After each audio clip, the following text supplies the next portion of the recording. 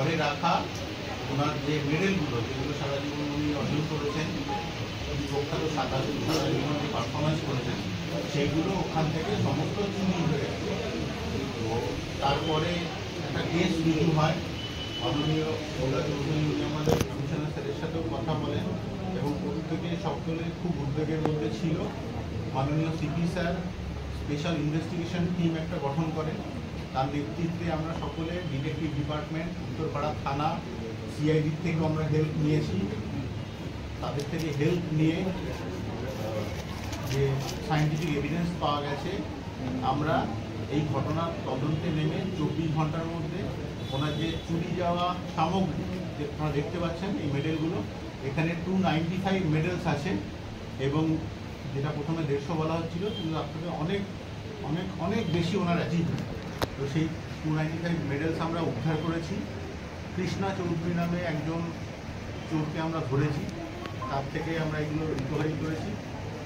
আপাতত দেখতে পাচ্ছেন আমরা গুলা চৌধুরী, উনি প্রখ্যাত সাঁতারু, উনি অনেক উদ্বেগের মধ্যে ছিলেন, আপনারা নিশ্চয়ই টিভিতে দেখেছেন।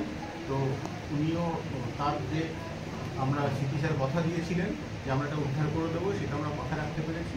দেখেছে কোথা থেকে ধরলেন স্যার? লোকাল ও রিসরা এলাকার বাসিন্দা ছেলেটি, আমরা ওর বাড়ি থেকে হ্যাঁ মোটামুটি ধরে নিতে পারেন 99.99% মাল আমরা উদ্ধার করেছি।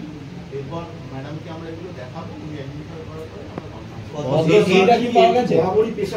পদ্মশ্রী পাওয়া গেছে। আমরা দেখে নিচ্ছি, ওনাকে দেখাতে হবে এতগুলো মেডেলের মধ্যে। দেখি মহাবলী পেশা চুরি করা চোর মানে আপাতত এর 20 বছর বয়স, সেগুলো আমরা খতিয়ে দেখছি। তদন্ত এখনো শেষ হয়নি, তো আমরা তদন্তের মধ্যে রয়েছি। ফার্দার কিছু ডেভেলপমেন্ট থাকলে বলে দেবো। কারণে নয় তো, চোর যেগুলো আর কি নিয়ে বেঁচে দিয়ে সেটা বানিয়েছে। 2014 সালে একবার দুবার চুরি হয়েছিল, তারপর পুলিশ পিকেটিং ওনার বাড়ির সামনে ছিল না, উনি বলেছেন এটা আমাদেরকে সেই সময়, সেটা আমরা দেখছি। তার মধ্যে কেউ যদি কিছু যুক্ত থাকে, ওখানে 2014 সালে চুরি গেছে সেটা উনি আমাদের বলেছেন।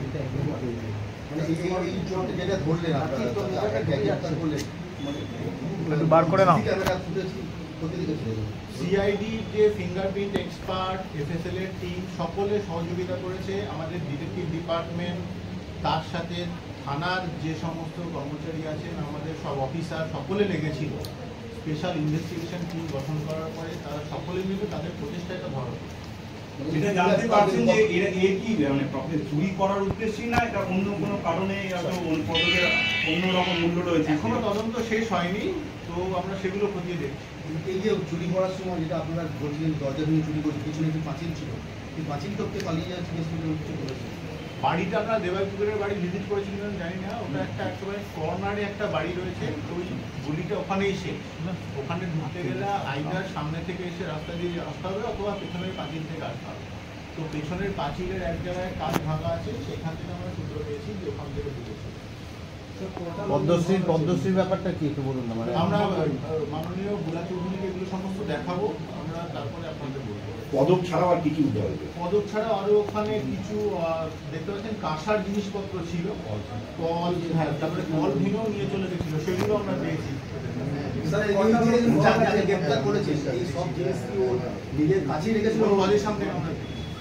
এছাড়া একটা অন্য বিষয়ের প্রশ্ন করছে, অন্য বিষয়ের প্রশ্ন আছে, হচ্ছে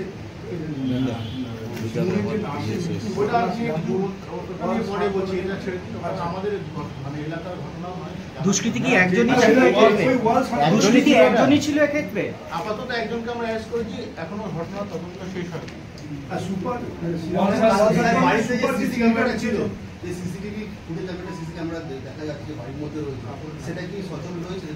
আমরা রিকভারি করার চেষ্টা করছি আপাতত।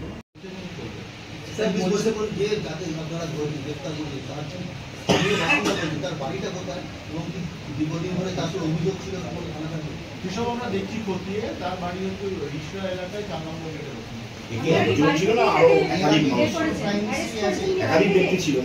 ইনভেস্টিগেশন চলছে, আমাদের শেষ হয়নি। হ্যাঁ, আমরা বাড়িতে। এর বিরুদ্ধে কি আগে কোনো অভিযোগ ছিল? আমরা সেগুলো সমস্ত দেখে নিচ্ছি আপাতত। 2 ঘন্টার মধ্যে যেটুকু পাওয়া গেছে জিজ্ঞাসাবাদ করে কোনো কিছু বিক্রি করেছে সেটা তো উনি বলেছেন। আমরা সমস্তটাই উদ্ধার করেছি আমাদের ধারণা, তবু আমরা সেটা ম্যাডামকে দেখিয়ে সেটা কনফার্ম হবো। প্রাথমিক পর্যায়ে উনি বলছিলেন যে 150-র উপরে মেডেল গেছে, আমরা 295 পদক উদ্ধার করেছি, অনেক বেশি। তার মধ্যে ভালো- বুঝতে পারছি ওরা সব কিছু করতে পারে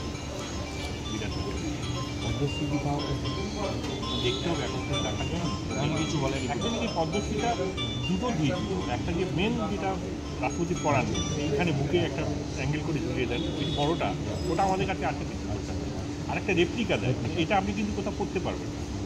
ওই যে বড়োটা দিল ওটা কিন্তু কোথাও দিতে পারবো, ওটা আপনি রেখে দিতে পারবেন, কিন্তু কোনো গভর্নমেন্টে খুব ভালো কোনো যদি ইয়ে হয় কোনো অনুষ্ঠান হয় আপনি অ্যাজ এ পদ্ধতি ওই যে ছোটোটা ওইটা আপনি করে দিতে পারেন, যেটা যে রেপ্লিকা ওইটা